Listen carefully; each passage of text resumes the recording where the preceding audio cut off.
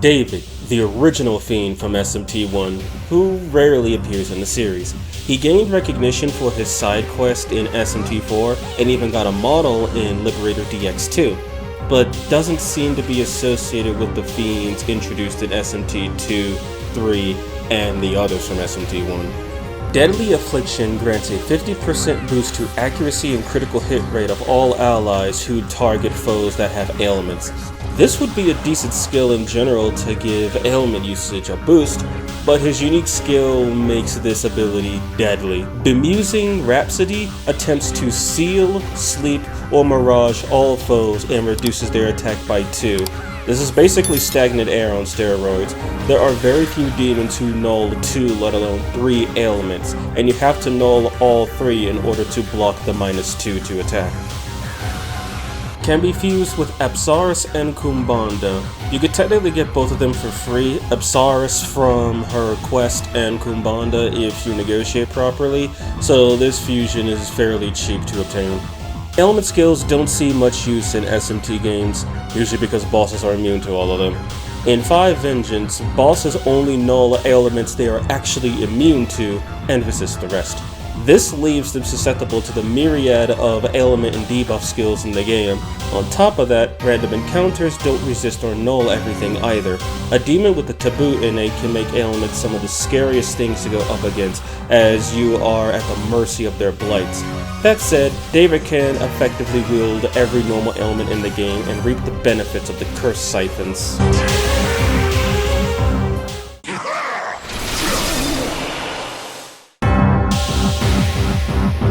Matador, the source of everyone's SMT3 Nocturne trauma. Whether you played the game on normal or hard, he quickly and harshly taught you the power of buffs and the usefulness of the Dekaja spell.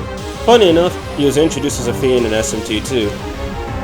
Crippling Blow adds a 40% insta-kill chance to all of the user's attacks that exploit a weakness or land a critical hit. Double to 80 with Taboo, unaffected by trickery. This one ability makes Matador one of the scariest fiends, as one critical Mazan can end a fight half the time. Red Capote boosts accuracy and evasion of self by 2 stages and grants the taunt effect. However, the 2-stage boost feels like it's under the effects of Omagatoki Doubler. The amount of dodges Matador will perform with this buff is unreal, like it really is a Nocturne reference. Consider all random encounters won with this setup. I never knew how busted this ability was, even with evidence from other people. With the new Pleroma skills added with the Demon expansion, this setup is not only powerful, but guaranteed to press turns on all but the most evasive foes. Daisojou, considered by many to be the best demon in SMT3 Nocturne. Like David, he hails from the original SMT, but despite his legendary status in Nocturne of having an ailment skill that deals damage and having essentially early game energy drain, he's been nerfed heavily ever since. Willpower reduces the chance of charm taking effect from 50% to 15. This stacks with Vuiva for a minimum of 4%. Same as her, niche, but useful in the right circumstances. Samsara is a much better offensive skill for Daisojou. It's literally light type die for me. This is a powerful move you can obtain very early on, as Daisojou is 10 levels lower than Alice, has better resistances, and more proficiencies. Again, this is only available with the Demon expansion mod installed. Daisojou really shows how annoying he can be when built properly and having a useful, unique skill. Similar to David, he's really good at spreading ailments and pairs well with taboo demons. I had planned on using Allure for this build, as it's simply better than the Muto Baryons, but had trouble fusing the correct demons with this skill to get him with it. With the extra points in healing, he can also cleanse ailments and heal HP, making him a good backup in case your main healer is taken out.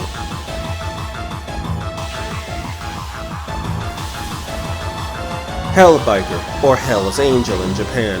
A totally not Nicolas Cage Ghost Rider that is totally not based on the Hell's Angels Motor Club. Another Fiend from SMT2, but unlike Daisojou and Matador, he received a massive buff in base vengeance. Speed Star enables magic-based attacks to crit if the user has at least one more agility point than the target, unaffected by Tsukasa and Tsukunda. He's not the only one with this skill, but is the one who needs it the most. Hell Exhaust is a mixed bag. While it has less power than the latter two, it removes buffs on all enemies it hits. This is decent to get groups of foes who don't know Force.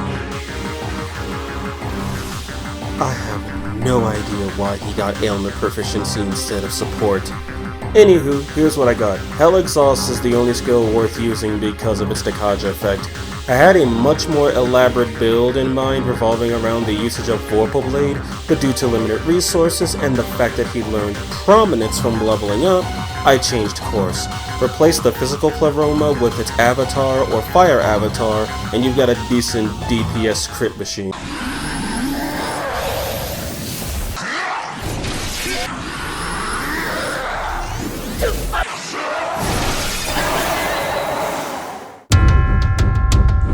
Four Horsemen of the Apocalypse: White Rider, Red Rider, Black Rider, and the Pale Rider. While Pale Rider is from the original SMT, White, Red, and Black are from Nocturne.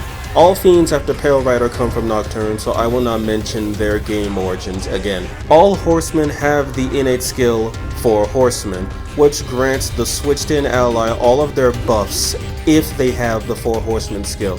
This is very good for a quick change in demons and conserves on resources. All four Horsemen have their own unique skill. White Rider has God's Bow, which deals pitiful light damage and has an insta-kill rate of 108%. Yes, 108%. Be aware that resisting an element does not reduce the ailment rate. So just like SMT3, Null a Light or perish. This skill is very good for dealing with trash mobs as they're literally not going to survive the first hit. Red Rider got buffed real good in D-Mod. Terror Blade hits 1 to 3 times to random foes with 250 power per hit that pierces physical resistance and has a chance to confuse. With Omagatoki Dance, this skill has 750 power. With Pandemonic Feast layered on top, it has 1050 power. Black Rider has Soul Divide, a 230 power almighty AoE with a chance to inflict Seal, but only has 50% accuracy. Kinda sad that this skill is balanced, but nonetheless, it's still really useful. The chances of sealing bosses are also fairly consistent with the skill, so just hope it doesn't miss.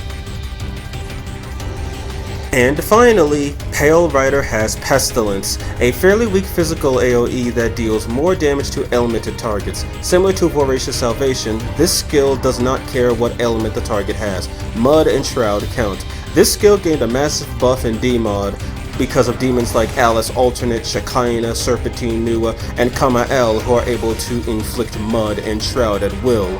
Because of this skill is a very powerful punish to those victims, as pretty much nobody in the game is immune to those ailments, though Pale Rider having element proficiency on his own allows him to abuse the skill all by himself. These builds are meant to synergize with one another. Since switching them out shares buffs, including Magatsuki auras, they can tag out whenever the situation calls for it. I see it best that only 1 or 2 of the riders are deployed at once. It would be redundant to run 3 unless the Nahobino is built as a healer. White cleanses buffs debuffs and is the light and fire user. Red is the pierce physical user with electricity and force as the background. Theoretically, I could have just min-maxed his crit rate with physical damage, but Terror Blade is an unreliable AoE that may not even hit the correct victim at times. Black is a support bot with access to a mighty proficiency. He can use energy drain to recover MP, making him the perfect support user. And Pale is used for ailment punishes. While he's not the most efficient at ailment usage, he is the most efficient at exploiting them, especially since he could use Impaler's Animus with proficiency.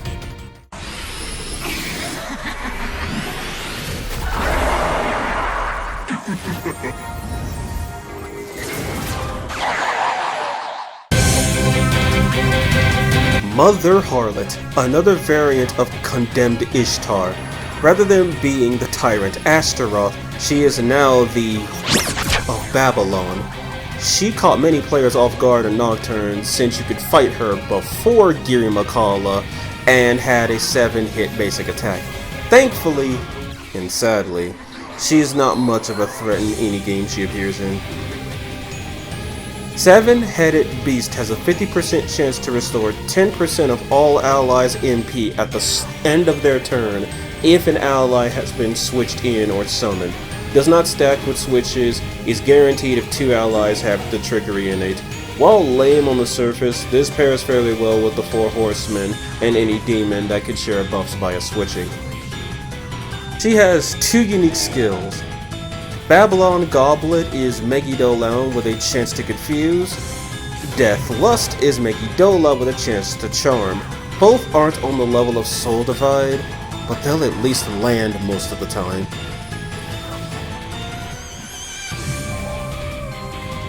I did the best I could here. Since her big ailment skills are magic based on mighty attacks, there's some fun to be had here. With the addition of Allure of Wisdom, she can actually gain a small damage boost provided her magic doesn't crit, which it won't be critting anytime soon unless you have a Divine Decree demon in your party. However, she's not that good at landing the ailments on her own, so without a taboo demon or allies to help further boost her power, she's kinda not worth the investment. Trumpeter, usually the final fiend you fight and easily the hardest to deal with. In Nocturne, this guy is easily the most annoying as he can infinitely reset the fight or end it in a single turn. As with most fiends in SMT5, he's been nerfed. Trumpets of Judgment removes all buffs and debuffs from all combatants except self on summon. Basically, he casts Silent Prayer from SMT4 on summon. He retains Evil Melody from SMT3, but it has been nerfed. In 3, it removes the foe with the lowest HP percentage on the field. In 5, it has a 30% chance to remove whomever you target. Having a variety of proficiencies gives you options on how to build him. I decided to skip on dumping all points into a single element and went with a mixed build. Unlike Mother Harlot, due to Trumpeter having access to some of the strongest skills in the game, Allure of Wisdom will boost his damage output significantly. On the other hand, he's even more reliant on allies for support due to the fact that he himself has no support proficiency. The Fiends are a mixed bag. Matador earned all of his praise alone. The 4 Horsemen are severely underrated. I guess it's more so due to the lack of experimentation than them simply being bad or underpowered. Daisojou, Trumpeter, and Mother Harlot are okay. I might not have built them the best, but they don't feel great nor useless. David is pretty good. I'd argue he's a better, cheaper Daisojou. Hellbiker was the worst, for me at least. Even though raining critical fire rocks on Nuwa is fun, you have to discard his unique skills to do anything good with him. Personally, I'm not a fan of that, and his usefulness ends once he reaches 999 agility, which some super bosses do have. Well, I guess that's it. Happy Halloween.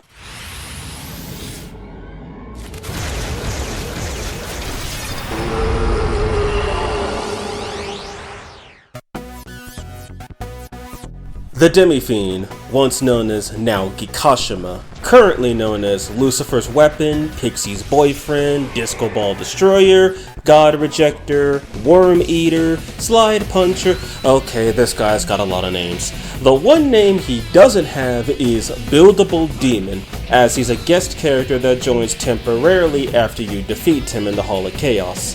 However, thanks to the Demon Expansion mod, the Demi-Fiend is now an asset worth investing into.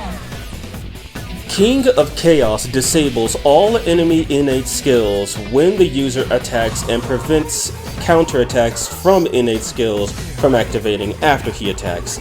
In short, you cannot reduce the damage you take, benefit from an ally's demise, nor hit back via innate skills. Skills like Counter and Jingu's Divine Light can still activate since they are passive skills. Deadly Fury is a 200 power physical attack that always crits if not resisted. Despite it only being the same power as a Draco Strike, not many enemies resist physical, and if they do, Demi-Fiend can just use Impaler's Animus, making the skill even more powerful. This is literally a no-effort press turn skill that can be boosted to high heaven with Critical Zealot and Physical Avatar. Gaia Rage is a 450 power physical AoE that pierces resistances. For reference, the only other player usable skill that reaches that power is Voracious Salvation against an ailmented target. While not on the same level as Boss Demi-Fiend's version, which has 10,000 base power, it's very good at ending encounters, despite it being one of the most expensive skills to use. Javelin Rain is a 260 power AoE with a 30% chance to inflict Seal. This skill is no longer unique to him since other Demon demons can also learn it, but it's still decent if running Ishtar is not your main priority. To be fair, you'd likely just destroy the enemy before the seal ever lands. Chaotic Will reduces the enemy's press turn count by half, then rolls a 30% insta-kill on all foes individually.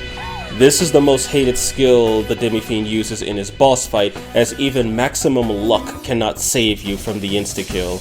In the player's hands, this skill is only useful for the insta-kill in normal fights and the press turn removal in boss fights.